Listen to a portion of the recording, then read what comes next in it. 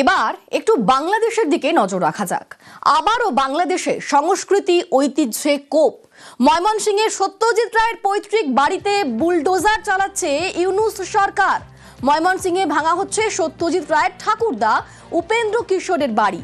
বাড়িটি তৈরি করেন উপেন্দ্র কিশোরের ঠাকুরদা। এই বাড়িতেই চলতো বাংলাদেশ শিশু একাডেমি। প্রায় 150 বছরের পুরনো বাড়ি ভাঙার খবর সামনে আসতেই ক্ষোভে ফেটে পড়েন বাংলার মুখ্যমন্ত্রী। ক্ষোভ প্রকাশ করে গতকাল পোস্ট করেন মমতা বন্দ্যোপাধ্যায়।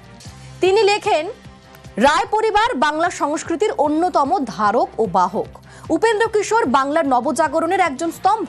তাই আমি মনে করি এই বাড়ি বাংলার সাংস্কৃতিক ইতিহাসের সঙ্গে অঙ্গাঙ্গিভাবে জড়িত। ঐতিহ্যশালী বাড়িটি রক্ষা করতে বাংলাদেশ সরকারের কাছে আবেদন জানান মুখ্যমন্ত্রী।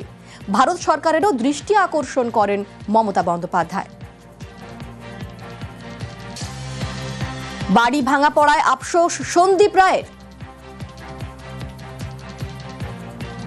যখন বাবা সুকুমার রায়ের ডকুমেন্টারিটা করছিলেন তখন উনি চেয়েছিলেন একবার বাংলাদেশে গিয়ে আমাদের বাড়ির একটা যদি ছবি তোলা যায় আর কি, মানে ফিল্ম তোলা যায়। তো তার আগে উনি একজন সহকারীকে পাঠিয়েছিলেন ওখানে কিছু স্টিলস তুলে আনার জন্য। তারপর সেই স্টিলস দেখে উনি খুবই মর্মাহত হয়েছিলেন যে বাড়ির অবস্থা ভালো নয়। মাঝখানে শুনছিলাম যে ওটা রেস্টোরেশন হবে, একটা হেরিটেজ সাইট বলে করা হবে।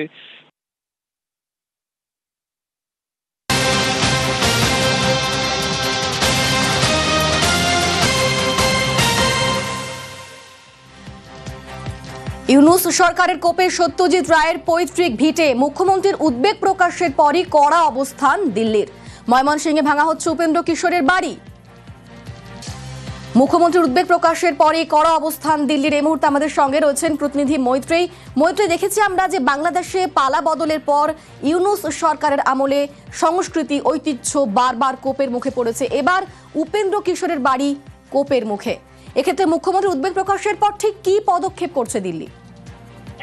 দেখো, মুখ্যমন্ত্রীর উদ্বেগ প্রকাশের পর দিল্লির তরফ থেকে একটি বিবৃতি জারি করা হয়েছে। সেখানে তারা জানিয়েছেন যে তারা বাংলাদেশ সরকারের কাছে তারা অনুরোধ করছেন যে অবিলম্বে এই উপেন্দ্র কিশোরের এই বাসভবন, যেটি ময়মনসিংহে গত 200 বছর প্রায় ধরে রয়েছে, সেই বাসভবন যেন ভেঙে না ফেলা হয়। এবং যেহেতু ভারত এবং বাংলাদেশের সংস্কৃতির সঙ্গে এবং বাংলা ভাষার সঙ্গে ওতপ্রোতভাবে এই বাড়ির অনেক অবদান জড়িয়ে রয়েছে, সেই কারণেও এই বাড়িটিকে সংগ্রহশালায় রূপান্তরিত করা হোক, সেই প্রস্তাব ভারত সরকারের তরফ থেকে দেওয়া হয়েছে ইউনূস সরকারকে। এবং সেক্ষেত্রে দাঁড়িয়ে প্রয়োজনীয় সমস্ত রকম সহযোগিতা করতে ভারত রাজি আছে, সে কথা উল্লেখ করা হয়েছে।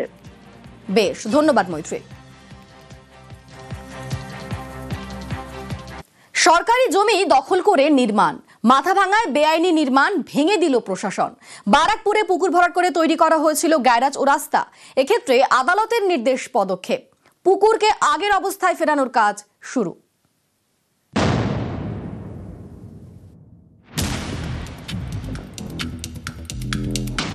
উত্তর বারাকপুরের 23 নম্বর ওয়ার্ড মনিরামপুর সিদ্ধেশ্বরীতলা।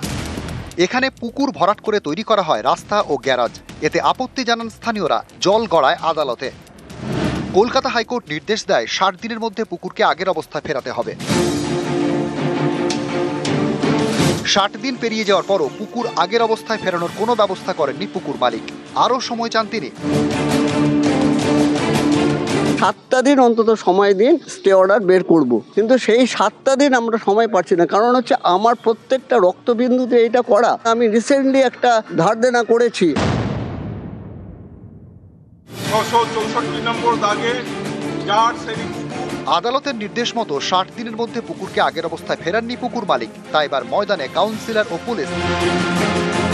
তাদের উপস্থিতিতে সোমবার থেকে পুকুর ফেরানোর কাজ শুরু। 2007 সালে বিক্রি হয়েছিল। সিপিএম এর চেয়ারম্যান ছিল, সিপিএম এর কাউন্সিলর ছিল এখানে। তারা এই রাস্তাটাকে বড় করে দিয়ে পুকুরটাকে ছোট করে দিয়েছে। পুকুর ভরাটের আমরা বিরুদ্ধে। পুকুর যারা ভরাট করেছে তাদের বিরুদ্ধে ব্যবস্থা নেওয়া উচিত।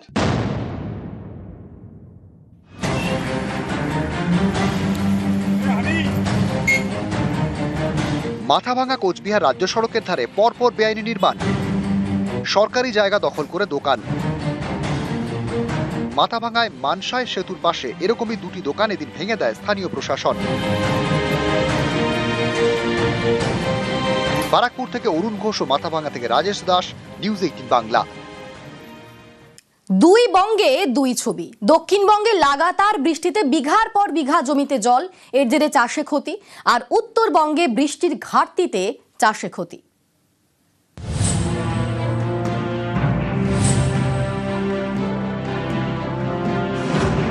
জুন জুলাই প্রায় 1.5 মাস ধরে বৃষ্টির ঘাটতি। এর জেরে জলপাইগুড়িতে মার খেয়েছে চা উৎপাদন।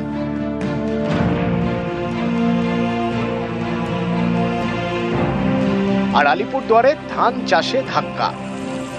অনেকে জমিতে আমন ধানের চারাই বসাতে পারেননি, ফলে চিন্তায় কৃষকরা। জমি আষাঢ় মাসে গাঁথতে হইতো, এই জমি এখন শ্রাবণ মাসে যদি প্রকৃতি বৃষ্টি দেয় তাহলে গাড়া যাবে। সব উপরওয়ালার কাছে, আমাদের করা কিছু নাই। যে বিছুনে 21 দিনে গাঁথতে হয়, সেই বিছুনে 1 মাস হয়ে গেছে, বৃষ্টির জন্য গাঁথতে পারতেছি না। ওই বীজ দিয়ে ধান গাড়লে তো ধান চাষ তেমন ভালো হবে না।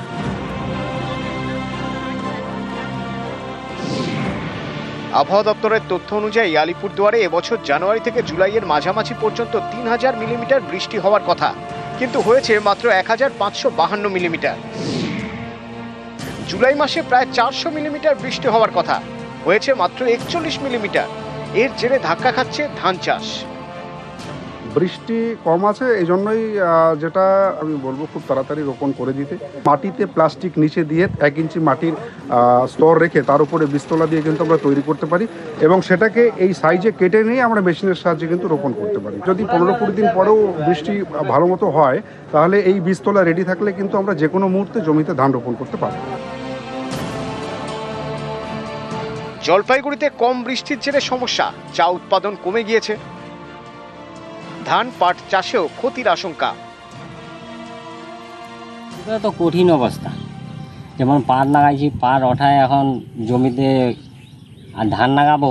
এত বছর হয়ে গেল, বুঝো প্রতি এইরকম খরচ তো দেখা যায় নাই। এই সময় তো উয়া বড় বড় হয়ে যায়, থোপ হয়ে যায়, কিন্তু এবারে তো জলে নেই। পরিস্থিতি খুবই খারাপ। এই ওয়েদার বিগত দিনে আমরা দেখি নাই। তিস্তা ক্যানেলের মাধ্যমে জল যেটা ছাড়া হয় সেটা রাজগঞ্জে ছাড়া হয়ে গেছে, আর বাকি খুব তাড়াতাড়ি ছাড়া হয় সেটাও ব্যবস্থা চলছে। উত্তরবঙ্গে একাধিক জেলায় বৃষ্টির ঘাটতি, তার জেরে চাষে ধাক্কা। উল্টো ছবি দক্ষিণবঙ্গে, এক্ষেত্রে লাগাতার বৃষ্টির জেরে চাষের ক্ষতি। মুর্শিদাবাদের হরিহরপাড়া, এখানকার কয়েকটি ব্লকে চাষের জমিতে জল, ভেঙে গিয়েছে লঙ্কা গাছ, পটল গাছ। ঝড় বৃষ্টিতে যা ক্ষতি হয়েছে, লঙ্কা গাছ তো পুরো শেষ। লঙ্কা, কলা, পাট যা আছে, এবার পাট তো এলেবেল বিঘা ভুই, কাঠাতে 1টা করে মহিলা কাটতে পাট যা এলেবেল করেছে। উত্তর 24 পরগনার আমডাঙ্গা, পূর্ব বর্ধমানের পূর্বস্থলীতেও বিঘার পর বিঘা চাষের জমিতে জল, চিন্তায় কৃষকরা। নিউজ 18 বাংলা।